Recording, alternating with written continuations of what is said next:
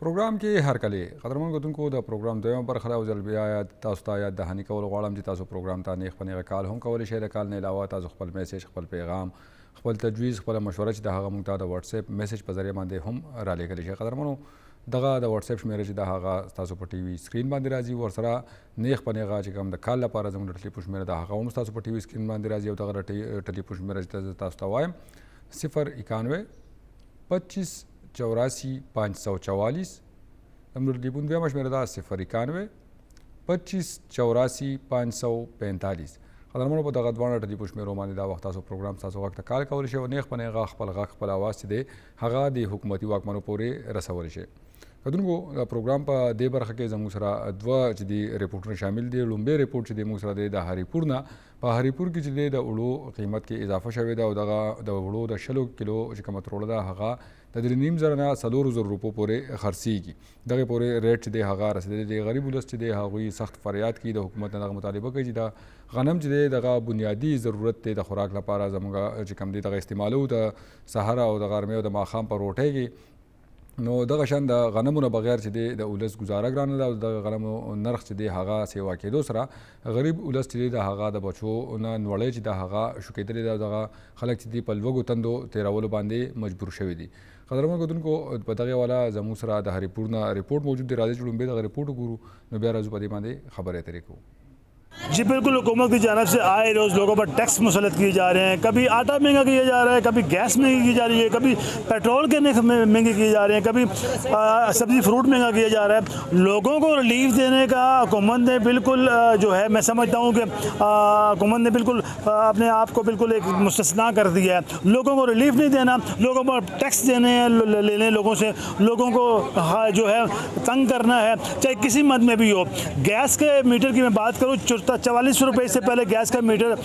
का किराया आता था। तो इस तरह अब ये है हुकूमत की जानब से नया ड्रामा, एक नया टैक्स जो है फिक्स टैक्स के नाम पर जो है गैस मीटर में 500 रुपये कर दिया है, जो कि इंतहाई जुल्म है। आटा हरीपुर में जो है 3700 रुपये तोड़ा फरोख्त हो रहा है। सब्ज़ी फ्रूट के रेट बढ़ चुके हैं। इसी तरह मैं जिक्र करता चलूँ बाकी जो शायद सर्फ हैं उनकी बात भी मैं करूँ, मेरे शहरी मौजूद हैं, इनसे इस हवाले से बात करते हैं। गरीब तबका, मजदूर तबका, दिहाड़ीदार तबका पिस रहा है, इस वाले से ये क्या कहते हैं इनसे पूछता हूँ। मेरा हुकाम बाला से ये गुजारिश है कि खुदा राज ये जो अशिया खुर्दनोश है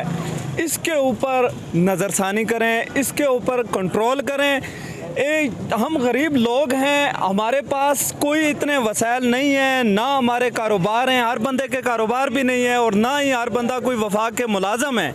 दिहाड़ी तबका जो लोग हैं उनके ऊपर ध्यान करें। इस मुल्क के अंदर जो दिहाड़ी तबके के लोग हैं वो मर रहे हैं,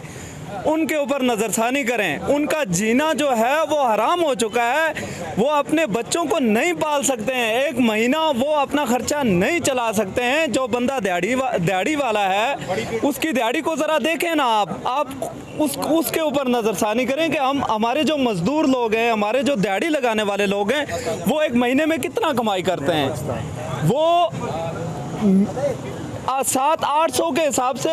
15-20 हज़ार रुपये वो मजदूरी करता है एक बंदा, उसके 10-12 बंदे खाने वाले हैं पीछे, उसका एक महीने का खर्चा 40-50 हज़ार रुपये बनता है इस महंगाई के दौर में। अगर आप ये 7,000 रुपये का आटा लगा लें, 2-3 मन इसका आटा लगाएं, 2 भी लगाएं 14,000 रुपये ये बनता है, 3 मन लगाएं तो 21,000 रुपये का तो सिर्फ आटा बनता है। इसके साथ घी भी है, चावल के रेट को देख लें, दालों के रेट को देख लें, इसके साथ मेडिकल भी है, खाने पीने के लिए इंसान को जूते की ज़रूरत है। वो किस तरह पूरा करेगा ये? खुदारा हुकूमत ये आंख मचोली बंद करे, हुक्मरानों ने ये जो ड्रामा रचाया हुआ है इसको बंद करें। ये वफाकी गवर्नमेंट से मैं ये अपना पैगाम पहुंचाना चाहता हूँ कि ये अपनी आंख मचोली को ख़त्म कर दें। आप बस जो भी आ रहे हैं वो कह रहे हैं भाई साबका हुकूमतों ने जुल्म कर दिया है, साबका हुकूमतों ने जुल्म कर दिया है। जुल्म आप हुक्मरानों ने इस अवाम के ऊपर किया हुआ, इसको बंद करें। ये हमारे बर्दाश्त से बाहर है। अभी इसको हम इसके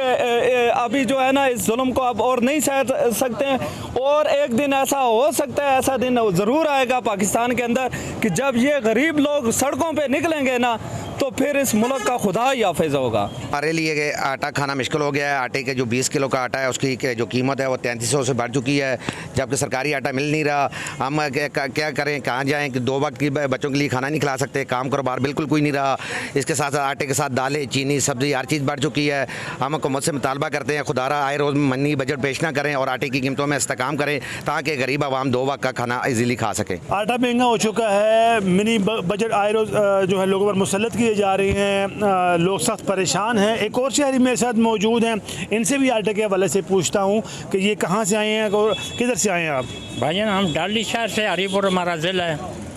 आटे की हमारे को बहुत तफलीक है, पीछे से हुकूमत को चाहिए इसकी कोई कमी की दी जाए। दुकानदार का कोई कसूर नहीं, पीछे से मतलब है जो मतलब ऊपर से मतलब है कि इसका कोई बंदोबस्त किया जाए। नीचे वाला कोई भी नहीं कर सकता है। हम गरीब लोग, हम 3500 रुपया थोड़ा आटे का नहीं ले सकते। ये हमारे आपके गाँव में आटा मिल रहा है? मिल रहा है। किस रेट पे मिल रहा है? सही है, यहाँ 3500 रुपये यहाँ पर लगा पड़ा है। दुकानदार तो कुछ नहीं कर सकता है। यहाँ से किराया लगता है, हमारा मतलब है कि 600 रुपया। आगे दुकानदार का तो कोई कसूर भी नहीं है, वो तो अपना खर्चा निकालेगा लाजमी। हमारी ये जी बिल्कुल, यहाँ लोगों का यही कहना है कि यहाँ आटा जो है 3500 रुपये तोड़ा फ़रोख्त हो रहा है। गवर्नमेंट की जानब से कोई रेट नहीं है, हाथ और फ्लोर मिलों की जानब से कोई रेट नहीं है। यहाँ चेक एंड बैलेंस का फुकदान है। यहाँ एक और शहरी मेरे साथ मौजूद है, इनसे भी इस हवाले से पूछता हूँ आटे के हवाले से ये क्या कहते हैं। खाना मर रहे हैं लोगों तो के कहने लोग ऐसे लोग 3500 का तोड़ा कहने के 20 किलो वाला गुजारा ही नहीं। लोग दुनिया मर्दी है पई सारी असांजी हुकूमत है जी मार तक घूमत रही है। आए रोज़ टैक्सेस लगाए जा रहे हैं। गैस के मीटर की मैंने पहले बात की है, उसमें 500 रुपये टैक्स लगा दिया गया है। पेट्रोलियम लीवी के नाम पर लोगों को लूटा जा रहा है, जबकि पेट्रोल जो है बैन-अवी सतह पर पेट्रोल के रेट इंतहाई कम है, लेकिन पाकिस्तान में पेट्रोल के रेट बहुत ज़्यादा हैं। इस तरह सरकारी आटे के नाम पर लोगों को चोखा खिलाया जा रहा है। इंतहाई नाकिस क्वालिटी का आटा लोगों को दिया जा रहा है जो कि नाकाबिल इस्तेमाल है, खाने के काबिल नहीं है। इसी तरह बाकी अशिया सर्फ को की भी अगर बात करूं, वो भी लोगों की पहुंच से दूर जा चुका है। एक दिहाड़ीदार तबका, एक मजदूर जिसकी दिहाड़ी जो है 800-1000 रुपये लगती है, 1200 लगती है, वो बच्चों की फ़ीसें दे, मकान का किराया दे, बिजली की गैस के बिल दे या आटा लेके जाए। यहाँ लोगों का ये मुतालबा है कि खुदारा हुकूमत आम आदमी को रिलीफ फराहम करने के लिए अमली इक़दाम करें। आए रोज़ जो टैक्स लगाए जा रहे हैं, चाहे वो बिजली पर लग रहे हैं, पेट्रोल पर लग रहे हैं, गैस पर लग रहे हैं, बाकी जो आम आदमी पर लग रहे हैं, उनको ख़त्म किया जाए। रिलीफ फराहम करने के लिए आम लोगों को जो है उनके लिए आसानियाँ पैदा की जाए, ताकि लोग आने वाले वक्त में आपको वोट दें और दोबारा मुंतखब करें। नया पाकिस्तान हो, पुराना पाकिस्तान हो, लोग रिलीफ चाहते हैं, लोग आसानियाँ चाहते हैं। जी قدرمن کتونکو دغه تاسو د هریپور احوال چې دی هغه وکړو چې د وړو په قیمت کې اضافه ورسره د بجلی په قیمت کې اضافه د بجلی په قیمتونو کې ورسره د ګیس چې کم بل دی په هغه کې اضافي 1500 روپۍ چې دی هغه لګول شوی دغه د وجې چې دی هغه د ګیس او بجلی صارفین چې دی هغه نور هم په مشکلاتو کې اضافه شوی د ورسره قدرمن نه صرف په هریپور کې بلکې په ټوله صوبه کې او په ټول ملک کې چې دی د خوراکي سیزونو قیمتونو چې دی هغه د حد نه سیوا شوی د غریب ولس د وسنه چې دی هغه وتري څنګه چې د هریپور ولس هم دغه مطالبه کوله چې د وړو نرخ چې دی هغه کنټرول کړی شي، دغه شان د وړو سپلای چې خیبر پختونخوا ته کومه ده هغه بحال کړی شي. که پنجاب د خیبر پختونخوا بجلی استعمالوي نو خیبر پختونخوا به هم د پنجاب غنم چې دی هغه استعمالي او په دغه باندې چې په لاره کې کم پچک پوسټونو باندې بتا غستلی شي یا چې کوم د فلور ملز مالکانو چې دی هغه دغه بتاخوره خلاف چې دی احتجاج هم شروع کړی دی چې د دنیا پچک پوسټونو باندې چې دی رشوت غستلی شي او ورسره چې د دنیا یو قسم لا بتا غستلی کیږي. د ټرک په سر باندې د بورې په سر باندې 1500 روپۍ چې دی هغه د یوې بورې په سر باندې دغه خلکو نه بتا غستلی کیږي. نو حکومت له بکار دي چې دغه پنجاب حکومت له خیبر پختونخوا حکومت له او وفاقي حکومت له هم چې دغه مخنیوي وکړي، دغه شان کې پچک پوسټونو باندې صداسي صورتحال نو د هغې چیک اپ وکړي، انکوایري وکړي، تحقیقات وکړي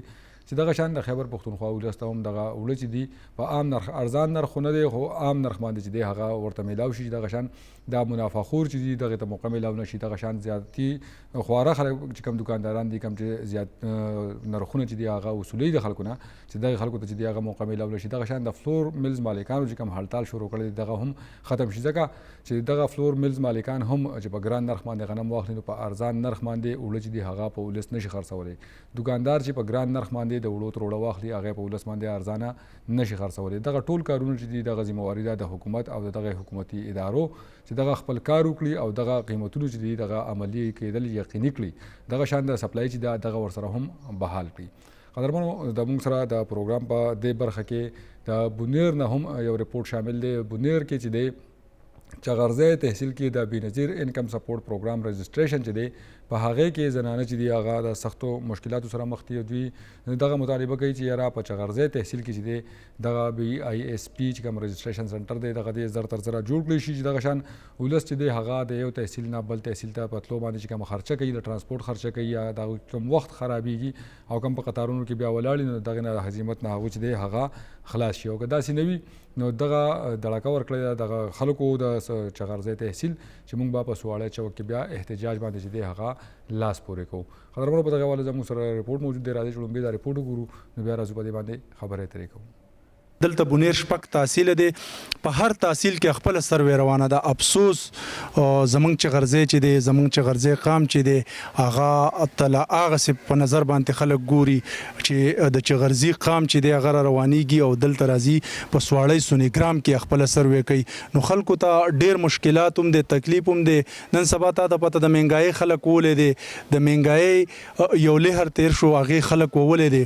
د چا هم پیره نه راځي. دلته پکې تاسو کتی شئ د ایټۍ د خوړ نه چې نن سبا یو کس ګاډی کوي نو هغه 15,000 روپۍ علي. دلته چې دا کم کسان راغلي دي غربت دی د هر سړي نه 3-4 روپۍ چې دی رز لګي. نو زه ضلعي انتظامیه چې دا کم چې د دې وخت واکمن خلک دی زه هغوی ته وایم د چغرزي قام چې دی د هغوی سره دا کم ناروا سلوک چې روان دی دا بند کړئ او فلحال په چغرزي کې سنټر ورکړئ. ما چې په لمبنۍ کې زه BSP صاحب ډایرکټر صاحب له لاړم نو د هغه خو دا یو دغه چې په دې کې موږ لیټر کړی دی او موږ ته د هلته په چغرزي کې ځای راکړي. نو هغه ته ما دا خو ناممکنه خبره نه ده. زما چغرزی 16 ویلیج کونسل دي او په 16 ویسوس کې هر یو کې آفس چې دی نو هغه ښه فنکشنل دی. تاسو کرایم مراکوئ چې په کم ویلیج کونسل کې په چغرزي کې تاسو ناسته وئ هغه د لمنګ درکو. زمونږ سره سکولونه دي د ګورنمنټ که په هغې کې ناسته وایي بیا چې د هغو د دویم کم دغه یاره په چغرزي کې نیټورک چې دی هغه ښه کار نه کوي. نو دا ورته هم زه ستاسو د کیمرې په سترګې وایم چې چغرزي کې تقریبا 80% داسې پوینټونه شته دي چې هغه هلته نیټورک چې دی هغه نو زه چې څومره واکداران خلک دی په دې وخت کې د حکومتي وخت یا دلته ضلعي انتظامیه ده هغوی ته اپیل کوم چې دا شی دې ته مه بوځئ چې موږ بیا د چغرزي قام راوځو او دلته د سواړۍ دا چوک بندو او تر د هغې پورې به بیا بندو. موږ چغرزیانو چېرته احتجاج نه دی کړی خو دا ورته هم زه دوی ته وایم چې موږ ډېر اصیل خلک یو چغرزی قام موږ شرپسند خلک نه یو. موږ ډېر په ښه لیول باندې چلیږو د دې ډسټرکټ سره هم خو که د دوی دا رویه نو دا چغرزی قام به زه بیا راوباسم او دلته دا مین سواړۍ سیټي چې دا به ورته زه بیا بندوم تر د هغې پورې به بیا دا خلک نه پاسي چې سوی دوی موږ ته هلته پوینټ نه یې ورکړی. نو زه ضلعي انتظامیه ته بیا ویم چې دا حالات چې دي دا دغه طرف ته مه بوځئ. که دغه طرف ته تاسو بوځئ نو دا خلک بیا دلته که په چوک کې کېناسته نو د دو پاسول چې دي بیا یې موږ له په خپله چل هم نه راځي چې دا موږ په څه طریقه پاسو. تا ته دا ویم چې غونډ چغرزی چې دی په دې کې 98 د بلدیاتو ممبران دي سره د VC چیرمنان تحصیل ناظم 98 کسان دي چې موږ د 98 کسان په خپل هم راوځو. ضلعي انتظامیه ته بیا ویم چې دا به تاسو ته بیا ډېره مشکل وي ځکه چې موږ 98 کسان یو د دې 98 کسانو پسې به وروستو بیا 98,000 هم ولاړي. لاړو ډګر ته په ډګر کې هم زموږ کار ونه شو. د هغه ځای نه بیا را روانو لکه دلته رالو نو دې ځای کې هم کار ونه شو. بېګا بیا هغه نیټ کار پرېښو. داسې دي چې بعضې ډېرې زنانه دي چې هغو ته فنګر پرنټ مسلې دي د هغې متبادل د دې سره هېڅ حل نشته. زنانه د هغه ځای نه راشي دلته ته ګوته دې نه لګي بیا هغو واپس ځي. نو په دا غټ مشکلات دي. په کار دا و چې دې څه متبادل حل د دې سره وی. او دویم نمبر خبره دا ده چې زموږ ځان اوس تحصیل دی غټ تحصیل دی موږ یو پوینټ په کار تکلیف نه ځکه په دې مهنګایي کې لکه ډېره ګرانه ده. خلک 2 پیرې ځي 3 پیرې راځي. دلته ما څومره خلک وي د چا دویمه ورځ ده د چا درېیمه ورځ ده نو موږ له پوینټ پکار دی بالکل دا زموږ تحصیل چې غرضی دی او زموږ حق دی بنیادی حق دی موږ راک ډیر عاجز خلک ته په 5 په 10,000 روپۍ باندې گاډي کوي او ایزي چې راشي نو بیا هم کار نه کیږي یو دوه دوه شپې ته ایزي کوي زموږ د انتظامیه دا درخواست دی چې موږ ته یو یونټ راکړي شي چې غرضو د چې نیټ ماس ایشو راشي نو زه هم چې لګه دوی غریبانو سره دا دغه کې چې دوی لځای په ځای خپل لغو کې او د کلو ال تخپل لغی نو ټیک وي ډیر د لری لنه خلک راشي او د غریبانو شپه به کیږي اکثرو زه مې لکه نی او اکثر ګرځي راګرځي دلته کنه نو کراین خلکو ناس په زول ولګي او بیا واپس لاړ شي کاری او دا شی دي سره ته پوله کو مطلب دا شنګلې سره کو پارمبیانې موږ په لغه کې جوړو په پوران کې شناختی کارتونه موږ په پوران کې جوړو نو چې موږ د دې بنیرانو لږ شنو دا په کار خوشاله او دا قوم ټول متحد شي او دغه شی لارې دغه کې دغه تر ځان تیار کی او کدا نه کې موږ له نادر یو دفتر په شی سره مقرر موږ نه درې مراد راغلیو او بدی کښو کې ناسیو او کار زمونږ لکه نکیږي نو بدی باندې موږ ډېر پریشان او غریب خلک او دا کراین برداشت کولای نشو او مهنګي حالات ته نن رالو نن د لینو لړ دی چې د خزو پروګرام دی دوی په خپل دغه ورکل چې په د زنانه نارینه په کور کې یې ناغه زنانه راتلو ته ضرورت نشته ومنګ چیرنو راغلی مونږ په لینډ کې ولاړ یو دوست هغه زمون لینډ چې تقریبا 9 بجې راغلی دلته ولاړو په لینډ کې مونږ زنانه یې دنده کول دي نارینه یې نه دنده کول بیا یې وی چې مونږ 80 کسان کوو د 80 نه مونږ په پورته کسان نه کوو که ستاسو لمبر راغی نو صحیح ده که رانغی نو بیا به ځئ مونږ د 2 بجو پورې ولاړو 2 بجې چې شوې وي چې کسان پوره شو وځئ بیا مونږ تللی یو